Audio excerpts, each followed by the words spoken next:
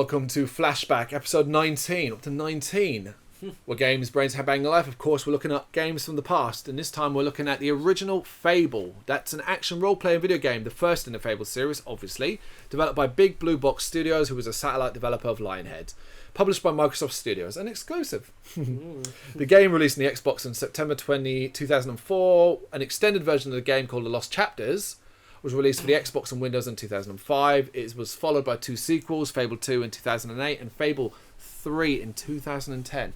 It's almost 10 years since we've had a new Fable game. Unless you count the re-release of the original Fable. Which I don't. No. Fable Anniversary, a high-definition remake of the game that includes The Lost Chapters, was released for the Xbox 360 and Windows in February 2014. Heavily rumoured, though. Heavily rumoured, but E3's been and gone. Well, they might be too afraid to announce it too early, which would be smart on Microsoft's part. I just don't know if there's any reason to do another Fable. People seem to be quite hyped about it, so maybe there's money still there. Who knows? Yeah, I mean, we're talking about the first one, so we're talking about the positives more than anything else, you know? So we got likes, dislikes, favourite moments, scenes, bits of music. So, Fable to me, and it visually always had this dream-like world visual kind of thing, where everything kind of felt glowy, if that makes sense. No, that makes sense, yeah. Yeah, you know?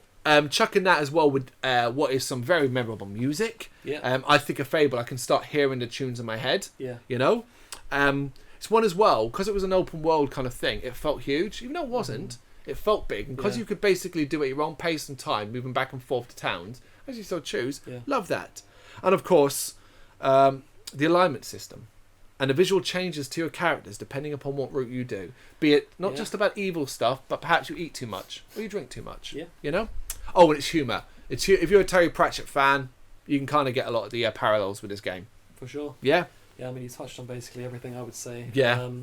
It's been quite a long time since I played the original Fable. I think, obviously, the anniversary Was edition, probably, but that was like more of an updated type version of it. It had the Lost Chapters and stuff it included. did, yeah. I've actually still got my original version of Fable. Okay, that's cool. I think it was definitely one of the first original Xbox games that I played. I'm pretty sure it was on that original Xbox. Yeah. Yeah. It was, yeah. I remember... 2004. Yeah, like you said, I remember it has this sense of like wonder and adventure of the world. It's got that. It really captures that fantasy feel. Just the whole everything, you know. When it's called Fable, it fits. Mm-hmm. It fits that perfectly. Fantasy, Fable, yeah brilliant. And you know, again, I say this a lot in these flashbacks, but I don't remember, because a lot of the things we're talking about is when I was younger. But I remember playing mini games before that, like where the protagonist was you. Yeah. You know, you're not like you create this character, you name them and stuff, and it's basically meant to be you in this world. It's literally you. Yeah. It's supposed to be almost like a life simulator type of thing, where you're like living in this world and you make decisions, you eat, sleep, drink, all that sort of stuff. I felt like there was so much freedom in the world, you know. Yeah. That the world had that sort of living feel to it, you know, which was cool. Yeah. And it has a sort of morality system. Yeah. Which again was probably quite unique for the time. I don't remember ever playing anything where I felt like the morality system really made a difference. You know, like really made a difference. Yeah, I mean, you could be literally the hero or villain of the world, and your character would reflect that. Yeah. You know, and I love that. That's something that later games would do well as well. It's always something I loved, even though it never really had massive bearing consequences on how people reacted to you. But you know.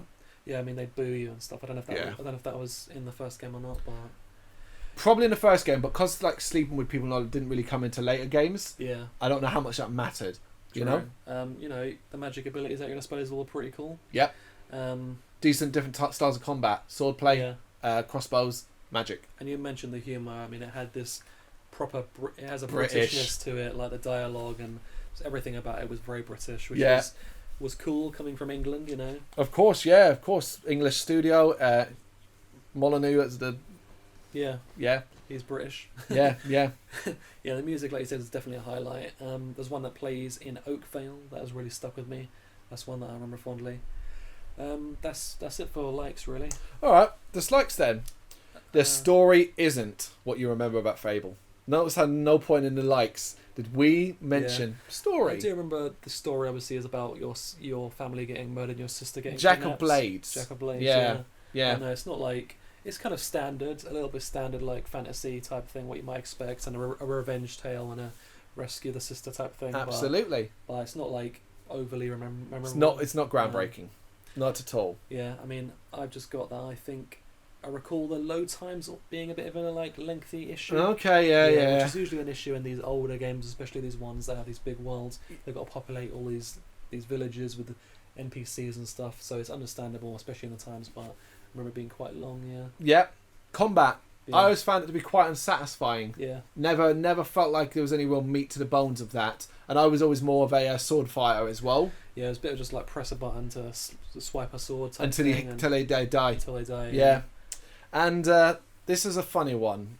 Being quite easy as well, if I recall. Like, not much of a challenge. Well, I remember Jack of Blades is quite tough. Like, suddenly there's a difficulty spike. That's like a boss. I mean, but then you don't remember the boss battles really because they're not that good. They're mostly against like hack and slash. That's all they are, really, isn't it? Yeah. Have you got any more? No. Cool. Then I'm going to talk about Peter Molyneux. Okay. Now, I'm not calling people on that. There's been enough people that have done that in time. Yeah. But I have to say, one of the things that's like about Fable is Peter Molyneux and shit he's promised and said and done in the past. I was going to give an example of some of the things that were promised to be in Fable. Fable would let you have children. Now, we're talking about the original game here, which he once said would be the greatest RPG ever. Yes. It really wasn't. Yes. Fable would let you have children. No. The game would span your hero's whole lifetime. No. Well, you could age, and I do believe you do age. Doesn't matter. The story does not span your lifetime. No, does not story. That you could knock an acorn off a tree and slowly, over the course of the game, watch it grow into a tree of its own. Wow, that's ambitious. These are just three I chose of Yeah. many hype. And he's... Well, talking about the combat actually, and Peter Molyneux, I remember reading a quote recently when I was researching Fable and trying to remember stuff about it. He actually said that specifically the combat wouldn't be the kind of combat that you would just swipe a sword back and forth. Funny that's exactly how we describe it. Yeah. Exactly that. And so we get the favourite moments, scenes, bits of music. You already mentioned music in Oakvale. In Oakvale, yeah. That's actually one of my sort of memorable moments and scenes. And it's just Oakvale in general. It's the place that makes me feel warm and fuzzy. Just running into it when that music plays, Yep. yeah. And it's just a nice, quiet village. Yeah. It's just a nice place to be, like almost peaceful. And yeah, it's just... Yeah, I always think of Oakvale when I think of Fable. Yeah, you can see the villagers just doing their business and stuff. Yeah, it's a very like warm feeling to like, you know, go if you went back and played it, you know, you'd feel like you were coming home almost. Yeah, exactly that. And the other one I've got is sacrificing people. Like one of the more evil acts you can do. Yeah. The cult, sacrificing people and all that. It's just cool, you know? Yeah, I mean, I don't know if I get confused between the Fable 1, 2 and 3 and stuff and what you could do because they all kind of mesh into one. Yep. But in the first one, was it that if you were particularly evil, you would grow devil horns? Yes. Yeah, so Yes. that was pretty cool. Yeah, that's the visual change at the top Yeah. about. Yeah, devil horns, I believe, the halo if you were I good. think you could get scarred as well if you got Yep. hit too many times by a sword, and if you use too much magic, maybe You- you'd glow. You're blue Yeah. light under your skin kind of Yeah. thing. Yep. Yeah. So There was a lot touches of... like that were cool, you know. They were very, very cool, yeah. But yeah, it's sort of...